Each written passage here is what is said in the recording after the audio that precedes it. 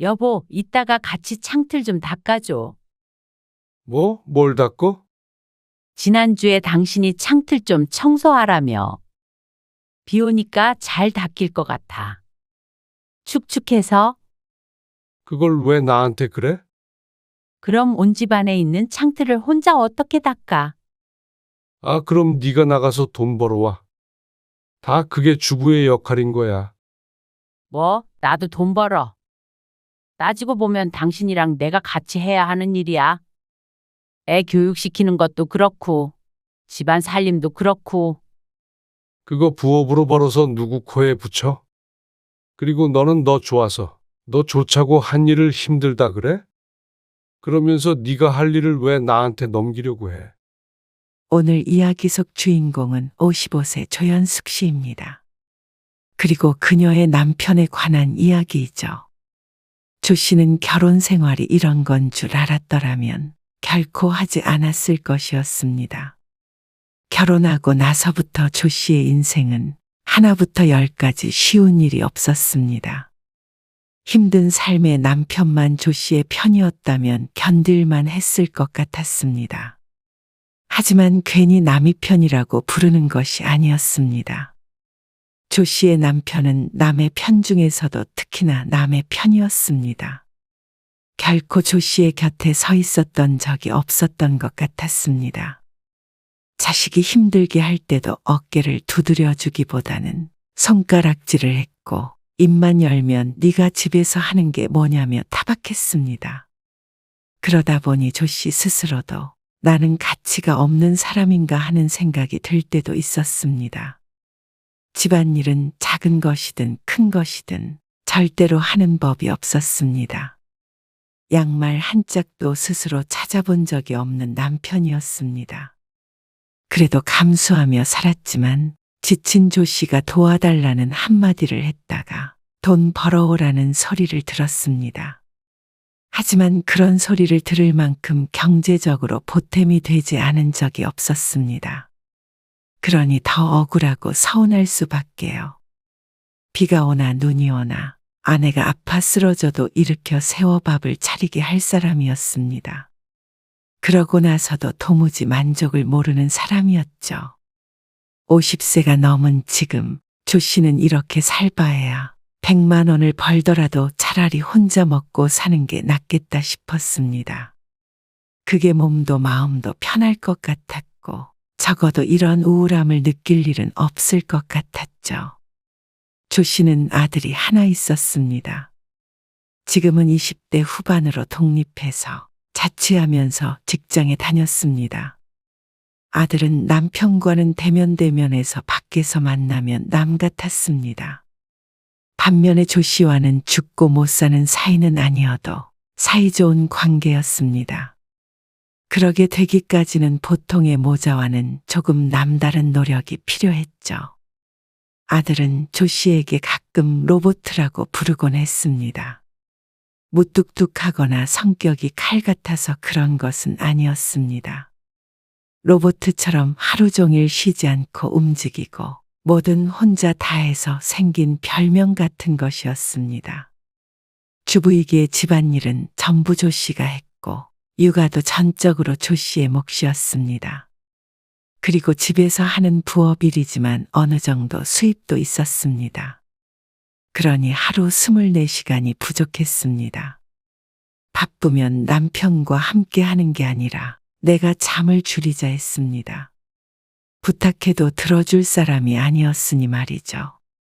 남편은 돈을 벌어오는 것 밖에는 아무것도 할 줄 아는 게 없었습니다. 여보, 내 양말 어디 있어? 늘 신던 거. 서랍에 있잖아. 서랍 어디? 없으니까 물어보지. 늘 두던 데 뒀다니까? A씨, 좀 와서 찾아라, 조 씨가 고무장갑을 벗고 가자 늘 있던 자리에 있는 양말이 한눈에 보였습니다. 여기 있잖아. 안 보였어. 좀 잘 보이는데 둬야지. 조 씨는 더 이상 말을 섞지 않았습니다. 그래봤자 결국 남편 말이 맞다는 결론으로 끝나야 직성이 풀리는 사람이었으니 말이죠. 그렇게 30년을 살았습니다. 만약 젊었을 때 마음에 여유가 있었다면 아마 진작에 이혼을 했을 수도 있었습니다. 하지만 아들 때문에 그럴 정신도 없었고 나 혼자 잘 살자고 이혼 가정을 만들 수도 없었습니다. 그래서 평범한 가정을 유지하기 위해 참고 살았다고 볼 수 있었습니다. 진작에 남편에 대한 사랑은 사라진 지 오래였습니다. 조 씨는 결혼할 당시에 직장 생활을 활발하게 하고 있었습니다. 나름 사회에서 인정받고 있었고 미래도 밝았습니다. 그리고 양가 모두 부유한 편이 아니라 전업주부는 생각도 한 적이 없었습니다. 당연히 맞벌이하면서 살 거라고 생각했습니다.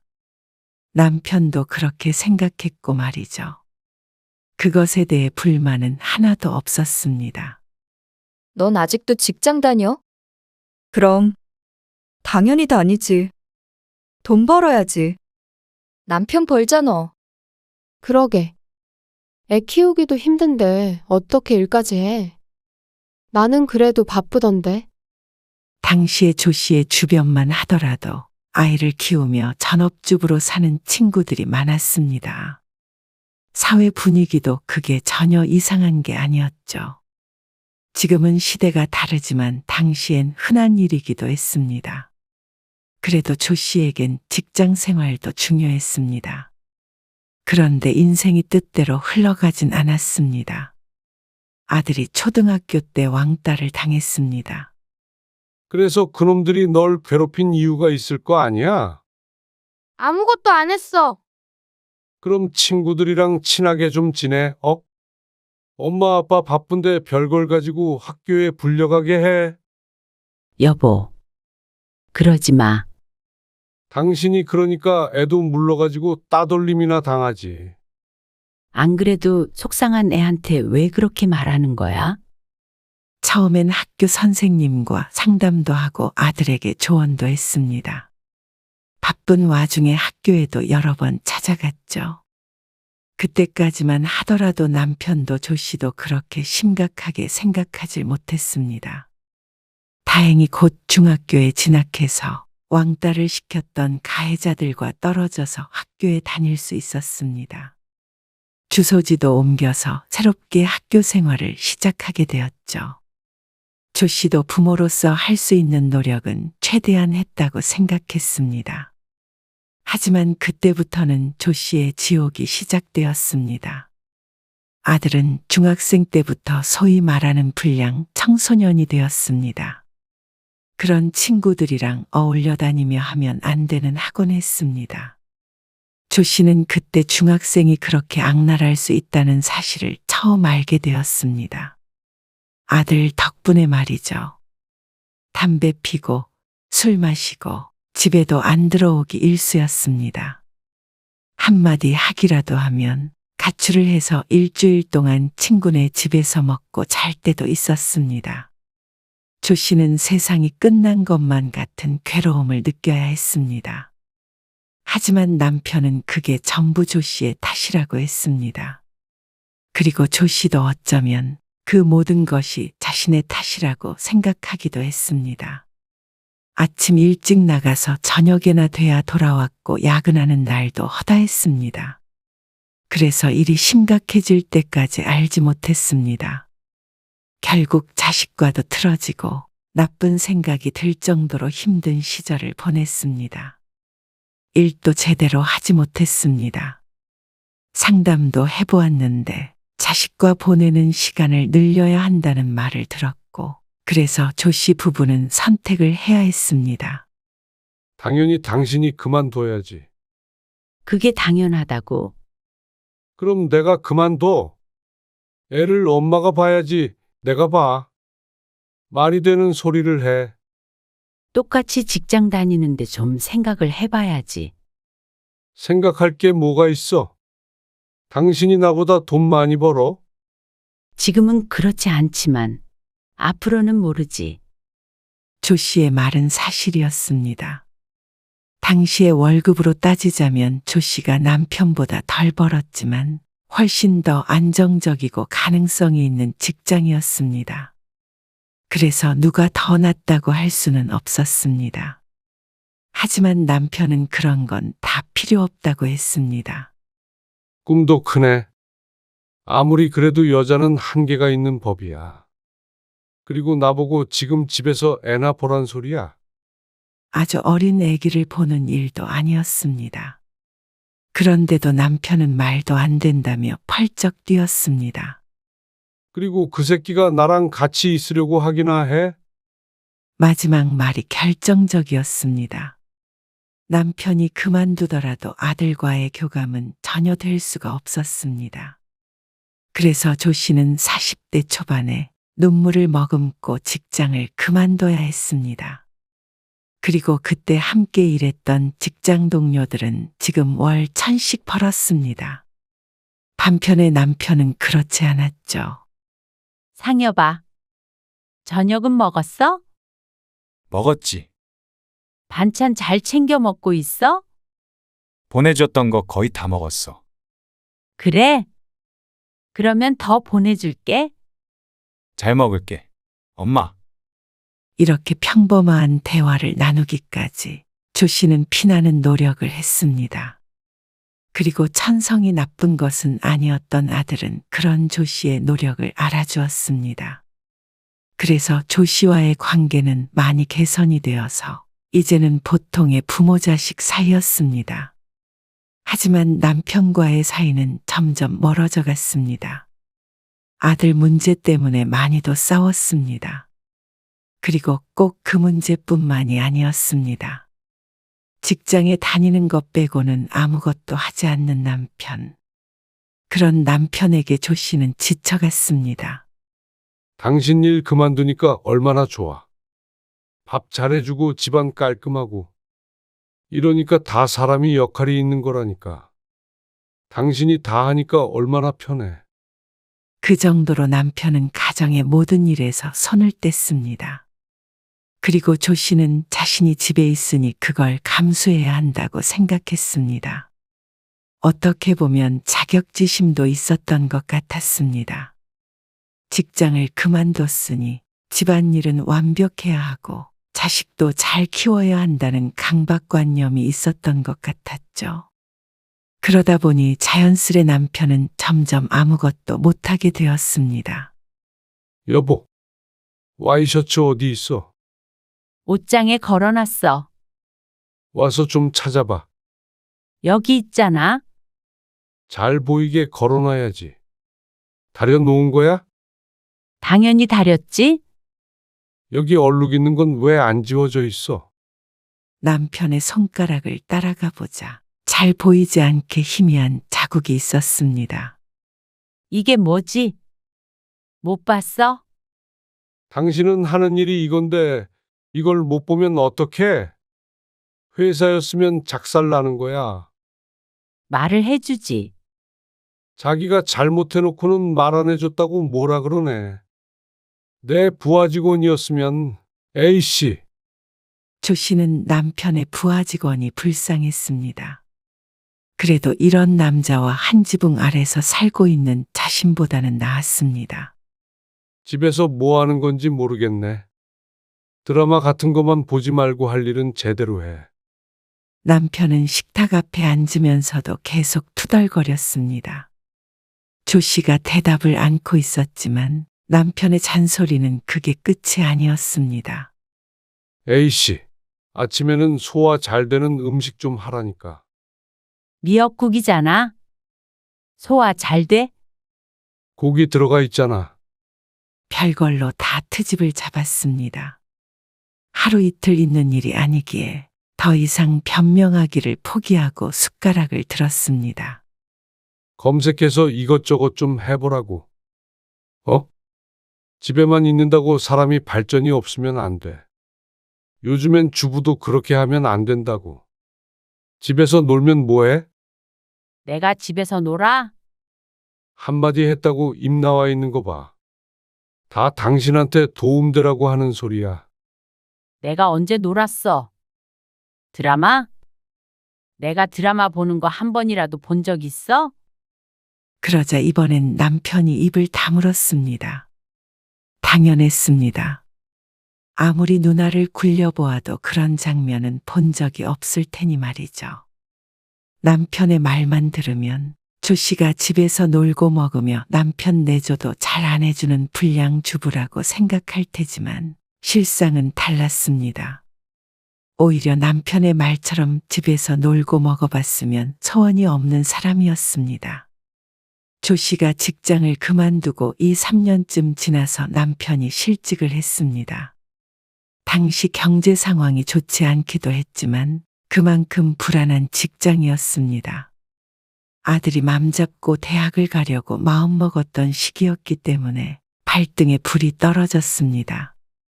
새로 직장을 구하려고 했지만 그게 얼른 되지가 않았죠. 겨우 들어간 회사는 연봉이 높지 않았습니다.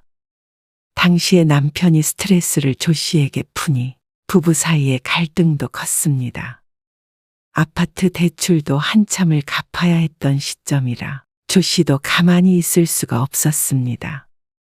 결국 작은 집으로 이사를 가야 하나 망설이던 찰나에 다행히 전 직장에서 인연이 있던 거래처 사람과 연락이 닿아 일거리를 받을 수 있었습니다. 나름 전문성이 있던 일이라 집에서 4, 5시간씩 일하면 매달 130, 140만 원 정도는 벌 수 있었죠. 하지만 거기까지가 한계였습니다. 당연히 직장 다니는 것보다 잘 벌 수는 없었습니다. 당신 번 돈은 다 어디다 쓰는 거야? 왜 자꾸 죽는 소리야? 대출 원금 갚고 관리비 내면 끝이지. 그럴 거면 뭐하러 일해?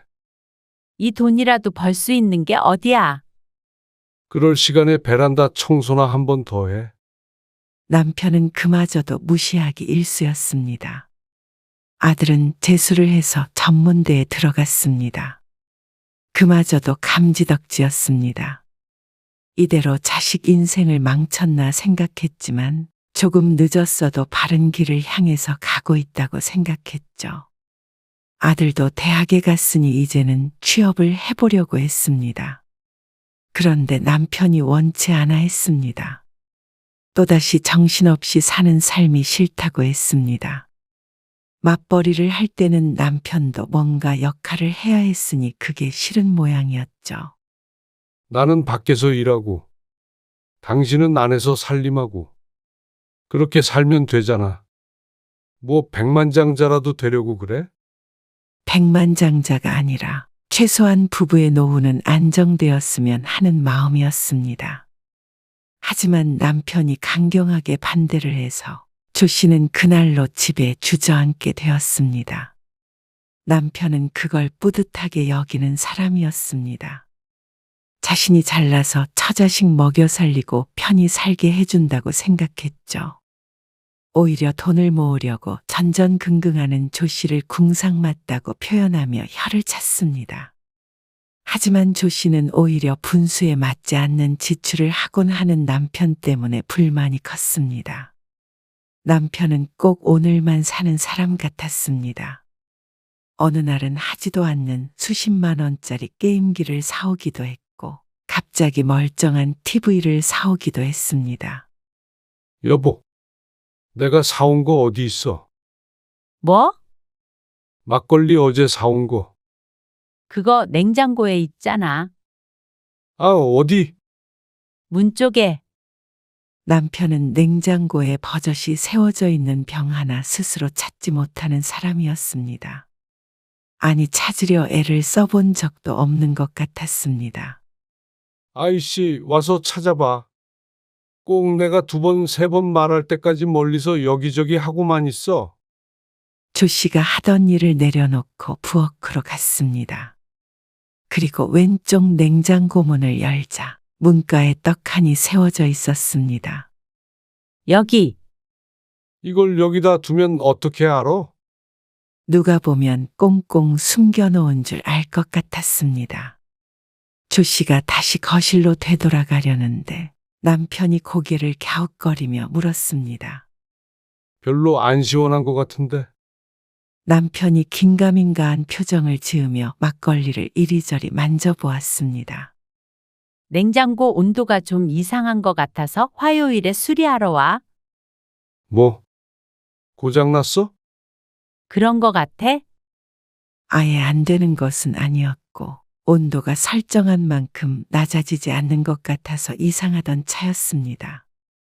그런데 남편이 혀를 차며 말했습니다. 냉장고가 안 되는데 뭐가 그렇게 태연해? 진작에 조치를 했어야지. 그래서 술이 불렀다니까? 당신은 전쟁에 나가도 총을 두고 갈 사람이야. 아니지. 주부한테 냉장고는 총이 아니라 탱크 아니야? 당신은 진작에 총 맞아 죽었어. A씨, 이거 시원하게 먹어야 되는데. 얼음은 어디 있어? 냉동실은 열어볼 생각도 없는 모양이었습니다. 그리고 화요일이 되기 전 월요일에 난데없이 냉장고가 집으로 배송되었습니다. 당황스러운 마음에 회사에 있는 남편에게 전화를 걸었는데 태연한 대답이 돌아왔습니다. 하나 샀지. 막걸리가 영 미지근해서 맛이 없더라고. 아니, 내일 수리하러 온다니까? 그게 수리한다고 돼? 요즘 냉장고 좋은 거 많이 나오는데 그냥 새 거 쓰면 되지. 이거 7년밖에 안 쓴 거야. 7년? 7년이면 고물 아냐? 그러니까 고장이 나지. 미련하게 그렇게 오래 써? 하여튼 집에서 살림한다는 사람이 이렇게 미련해. 냉장고가 7년이면 길게 쓴 것도 아니었습니다. 이런 대형 가전은 10년 쓰는 것도 이상한 일이 아니었죠. 하지만 어떻게 이렇게 상의도 없이 이런 일을 벌이는 것인지 이해가 안 갔습니다. 이미 배송기사가 왔고 환불도 안 된다고 해서 조 씨는 급하게 헛냉장고에 있는 음식들을 빼야 했습니다. 갑자기 자다가 코가 베인 것 같은 기분이었습니다. 그리고 냉장고는 300만 원이라고 했습니다. 지난번에 TV를 살 때도 그 정도의 돈을 카드로 긁어서 다퉜는데 이번에도 그랬죠.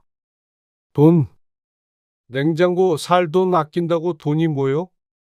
당신이 살림을 잘해야 모이는 거지. 남들 월급만한 돈을 그렇게 막 쓰는 게 어디 있어? 당신은 당신이 해서 냉장고를 사줘도 뭐라 그래? 남들한테 물어봐. 집에서 살림하는 마누라 냉장고 사준다고 하면 다들 부러워해. 참, 돈 벌어다 주면 뭐해? 제대로 쓸 줄을 모르는데. 고생한 보람이 없네. 그리고 남편이 말하는 것에서도 늘 느껴지듯이 남편은 집안일은 전부 조 씨의 일이라고 생각했습니다. 여보, 나가는 길에 이거 하나만 버려주면 안 될까? 남편이 주로 차를 세우는 1층 주차장이 분리수거장 바로 옆이었습니다. 그래서 10리터짜리 작은 쓰레기 봉투를 하나 버려줬으면 했습니다. 밤새 으슬으슬해서 땀을 흠뻑 흘리며 잤더니 몰골이 밖에 나갈 몰골이 아니었습니다. 몸이 좀 안 좋네. 그러자 남편이 버럭 화를 냈습니다. 내가 양복 입고 쓰레기 봉투나 들고 나가야겠어. 쓰레기 봉투를 들고 출근하라고 하는 것도 아닌데 너무했습니다. 남편은 조 씨가 아무리 아파도 바빠도 페트병 하나도 버려주는 법이 없었습니다. 따지고 보면 조 씨도 경제 생활을 하기에 완전히 전업주부가 아닌데도 남편은 조 씨는 집에서 놀고 먹고 늘 자신만 힘들고 바쁘다고 생각했습니다. 어쩌다 이렇게 됐는지 몰랐습니다. 특히나 싸우기라도 하면 조 씨의 자존심을 건드리곤 했습니다. 조 씨의 능력을 비하하고 할 일 없는 주부라며 깎아내렸습니다. 조금은 여유롭게 살 수 있게 된 데에는 조 씨도 함께 벌어온 덕도 있었습니다. 하지만 남편은 조 씨가 하는 일은 알바로도 쳐주질 않았습니다. 다 자신의 능력이라고 생각하며 살았죠. 당신은 남편 잘 만나서 편하게 살면 좀 떠받들고 살아라. 조금이라도 불만이 쌓일 때면 남편은 조 씨가 자신을 대우해 주지 않는다면 화를 냈습니다. 하지만 조 씨는 여기서 얼마나 더 대접을 해줘야 할지 몰랐습니다. 설거지 한 번 시킨 적이 없고 한 끼도 굶긴 적이 없었습니다. 그렇다고 돈 더 벌어오라고 바가지를 긁은 적도 없었죠. 그런데 남편은 왜 그렇게 항상 불만에 가득 차 있는지 몰랐습니다. 아무래도 애정의 부재가 그 이유일 테죠. 그리고 남들은 맞벌이 안 하면 애들 교육도 잘 시키더라. 다 서울에 있는 4년제 대학은 기본으로 보내던데 당신은 뭐야? 아들은 겨우 맘 잡고 전문대라도 나왔고 졸업 후에는 직장에 들어가 스스로 벌며 살았습니다. 대학 다닐 때도 마지막 학기는 장학금을 받기도 했습니다. 조 씨는 아들이 대학에 가준 것만으로도 감사했습니다. 다 그게 주부의 역할인 거야. 나도 돈 벌어. 따지고 보면 당신이랑 내가 같이 해야 하는 일이야. 애 교육시키는 것도 그렇게 집안 살림도 그렇고. 같은 레파토리였습니다. 남편이 조 씨를 무시하면 조 씨도 할 말이 많았습니다. 그래서 할 말을 하면 남편은 같은 대답을 돌려주곤 했습니다. 그거 부업으로 벌어서 누구 코에 붙여. 그리고 너는 너 좋아서 너 좋자고 한 일을 힘들다 그래. 그러면서 네가 할 일을 왜 나한테 넘기려고 해. 조 씨가 집에서 일하는 것을 가지고 스스로의 만족을 위해 하는 일인데 난리냐는 식이었습니다. 하지만 그게 아니었습니다. 조 씨도 힘들게 일까지 하고 싶지 않았지만 순전히 돈 때문에 하는 일이었습니다. 그래서 아들이 취직한 이후로는 정식으로 취직을 해보려고 노력도 해보았습니다. 하지만 50 넘어서 할 수 있는 일은 많지가 않았습니다. 그리고 막상 조 씨가 일자리를 알아보자 남편은 허파에 바람이 찼다고 화를 냈죠. 그렇다고 조 씨의 마음을 헤아려 줄 사람도 아니었습니다. 주말이면 붙어 있는 시간이 더 기니 괴로운 시간도 길어졌습니다. 아침 먹고 치우고 또 점심 차리고 치우고 저녁에 갈비가 먹고 싶다길래 고기를 재워놓고 빨래 돌리고 빨래 널고 화장실 청소를 하고 나오니까 앞서픈 흠뻑 젖어 있었습니다. 또 입이 심심하다며 간식을 내오라는 남편을 지친 표정으로 쳐다보았습니다. 그런데 남편은 소파에 드러누워 유튜브를 보고 있었습니다. 때마침 비가 오고 있었습니다. 이따가 같이 창틀 좀 닦아줘. 뭘 닦아? 남편이 잘못 들었다는 듯이 되물었습니다. 지난주에 당신이 창틀 좀 청소하라며. 비 오니까 잘 닦일 것 같아.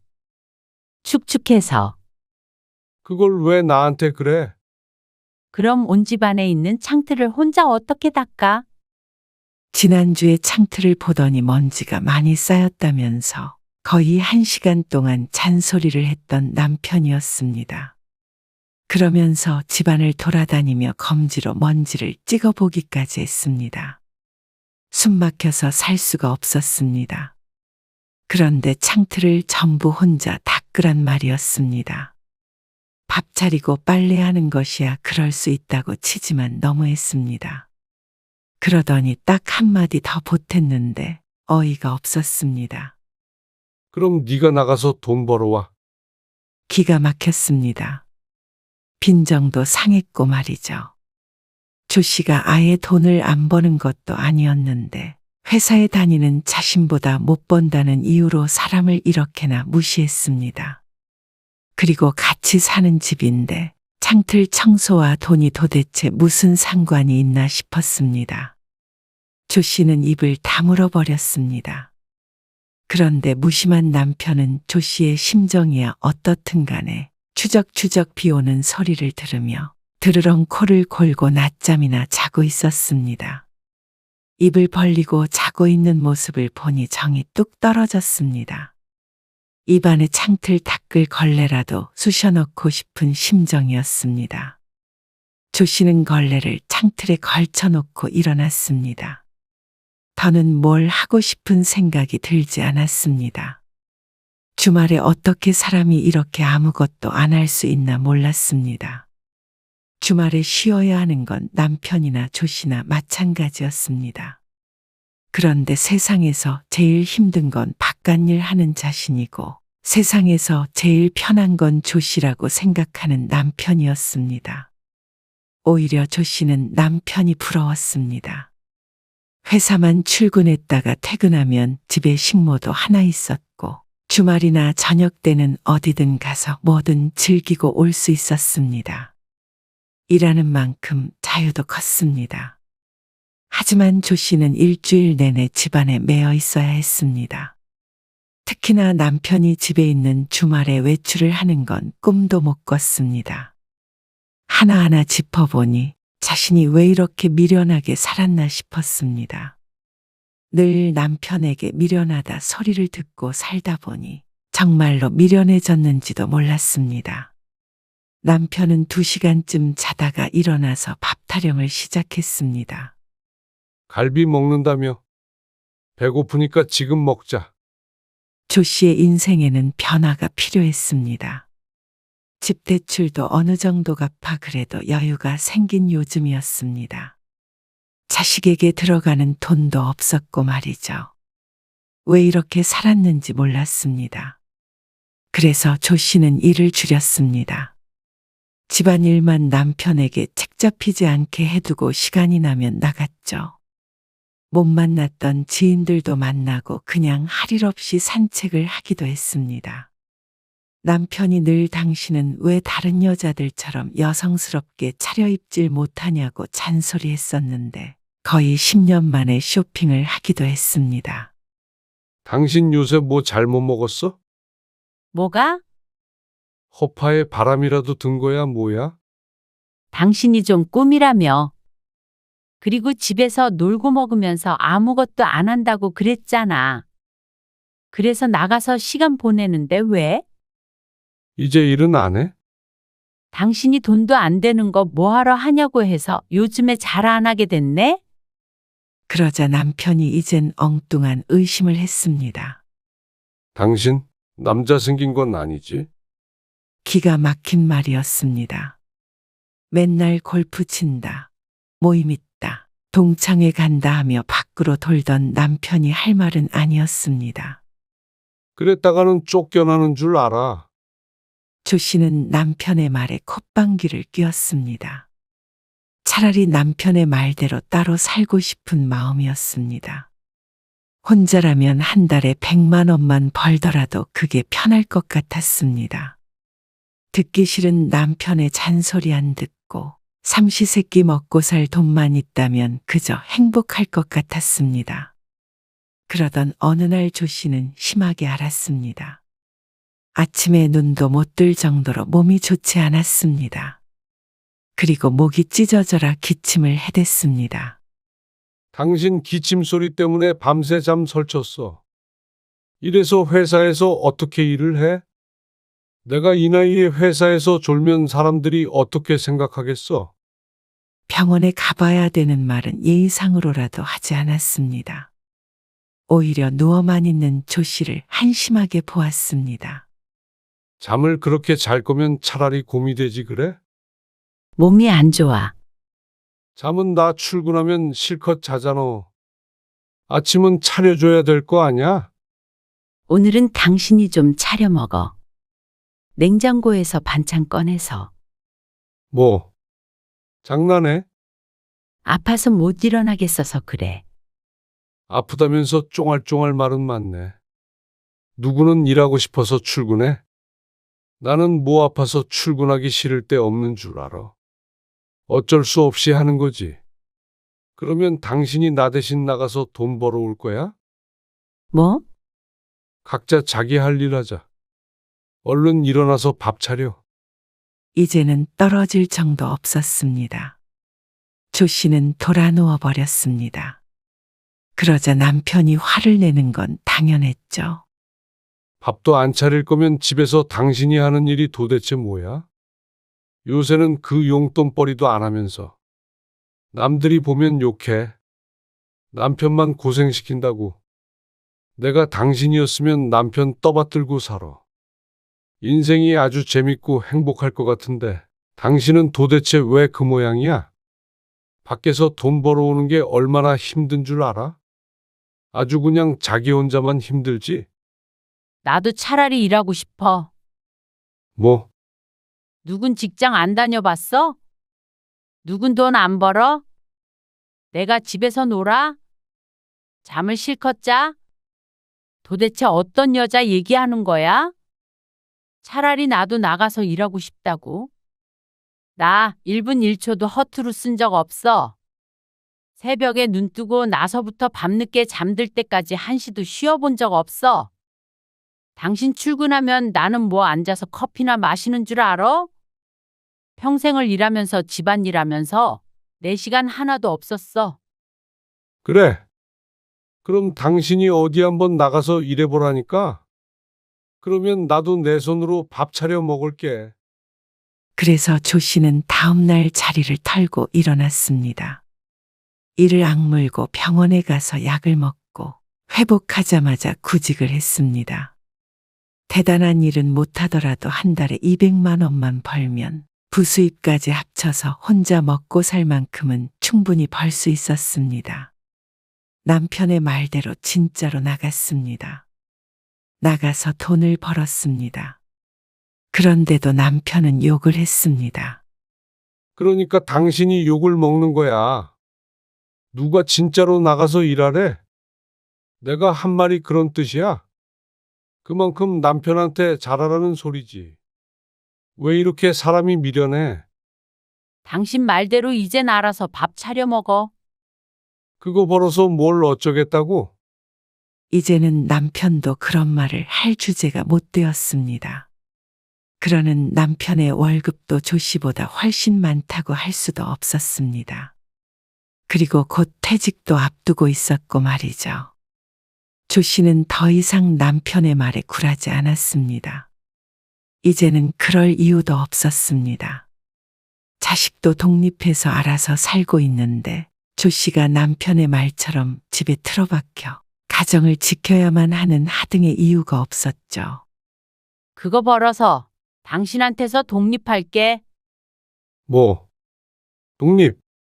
당신이 뭐 유관순이야? 그래. 당신은 일본 놈이지? 뭐야? 지금 말장난해? 말 나온 김에 나도 내 삶을 찾아가야겠어. 그게 무슨 말이야? 당신 바깥일 하면서 식구들 먹여 살리느라 늘 불만이 많았지.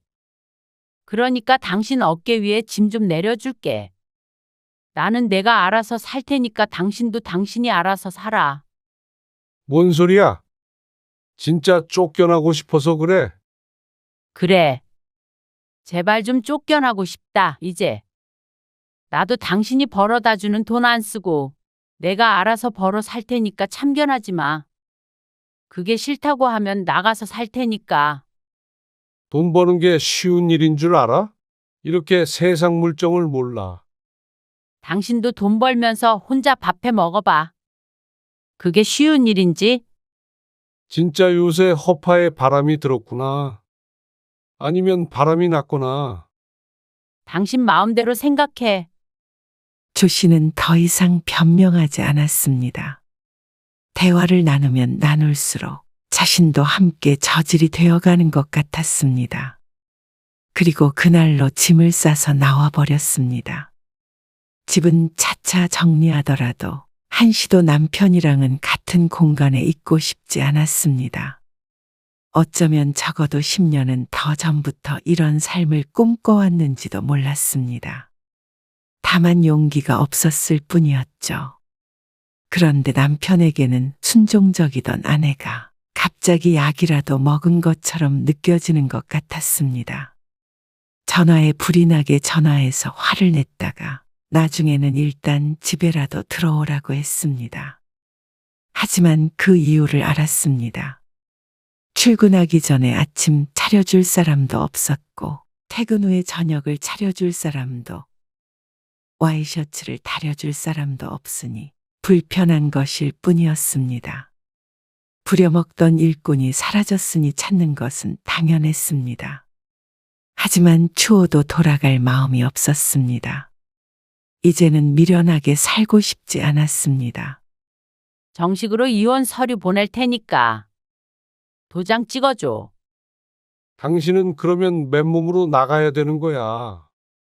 나도 돈 벌어서 가게에 보탬이 됐고 살림한 것도 재산에 기여한 걸로 치는데 모르나 보지. 당신은 바깥일 한다는 사람이 그것도 몰라? 미련하네. 뭐야? 이제는 이렇게 전화 통화하지 말고 서류로 얘기하자. 조 씨는 남편과 지난한 싸움 끝에 1년 만에 이혼을 했습니다. 그리고 조 씨의 삶은 놀랍도록 평화로웠습니다. 남편을 위해 쓰는 시간이 없으니 그렇게 지치도록 무언가를 할 필요도 없었습니다. 내가 먹고 살 만큼 벌고 노후를 위해 조금씩 저축하면 됐습니다. 다행히도 직장도 있었고 오래도록 일할 수 있는 부업이 있었습니다. 큰 일만 없다면 먹고 사는 데는 지장이 없었습니다. 그리고 무엇보다 마음이 천국에 있는 듯 고요하고 평화로웠습니다. 자존감도 올라가 이런 게 인생이다 싶었습니다. 그동안 남편의 말대로 미련한 줄만 알았는데 말이죠. 남편은 이혼 소송을 하는 동안 찾아와 빌었습니다. 나이 들어 이게 무슨 짓이냐고 했습니다. 하지만 아직 50대였으니 앞길이 창창했습니다. 결코 어리석거나 늦은 일이 아니었죠. 그 와중에 짝짝이 양말을 신고 있는 남편을 보니 참 앞으로의 나날들이 안쓰러웠습니다. 하지만 결국 남편도 적응하겠거니 생각했죠. 이제 각자의 길을 걸어가는 것이기 때문에 누굴 탓할 일도 없었고 스스로만 잘 챙기면 그만이었습니다. 남편도 불행하다기보다는 잘 살길 바랐습니다. 그래서 어떤 소식도 들려오지 않길 바랐죠.